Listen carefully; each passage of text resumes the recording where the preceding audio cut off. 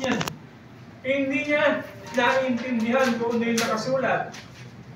Di ba? Papanoorin lang niya yung video. Oh, ito, mukhang okay ito, si candidate A, boboto ko to. You see? That's our problem. Hindi po yung technology. Not the technology that we are using now. But our own people. These are our problems. So, nakita nyo, may connection yan, no? In the education.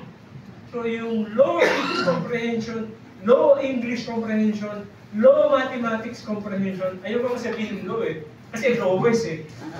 Okay? Yun ang dapat natin tutupan. And from there, we go to this para malaman natin. Diba?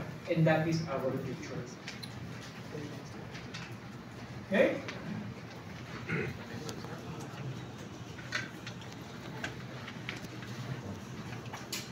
Ayaw ni Gino kasi. Wala na.